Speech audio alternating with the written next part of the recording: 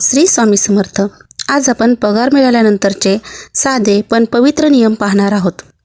दर महिन्याला पगार जमा झाल्यावर किंवा एखादी रक्कम मिळाल्यानंतर ती सर्वप्रथम देवासमोर ठेवून त्याला हळदी कुंकू वाहावे. या धनप्राप्तीबद्दल देवाचे आभार मानावेत. यानंतर त्या रकमेतील एक 100 रुपयाची नोट देवाजवळील खास डब्यात बाजूला काढून ठेवावी. असे दर महिन्याला करत राहावे. 6 महिन्यांनी त्या जमलेल्या रकमेचा उपयोग गरजूंना अन्नदान करण्यासाठी करावा. पगार घरी आणताना घरातील सर्व सदस्यांना हर्ष होईल अशी एखादी लहानशी गोष्ट जसे की मिठाई, फळ किंवा एखादे आवडते खाद्यपदार्थ घेऊन यावे. त्यामुळे घरात आनंदाचे आणि समाधानाचे वातावरण निर्माण होते. या लहान लहान सवयी आपले जीवन शुद्ध, सकारात्मक आणि देवकृपेस पात्र बनवतात. जर तुमचा स्वामींवर विश्वास असेल तर हा चॅनल तुमच्यासाठीच आहे. लाईक करा व शेअर करा तुमच्या स्वामी मित्र परिवाराला आणि सबस्क्राईब करा व कमेंटमध्ये लिहा श्री स्वामी समर्थ.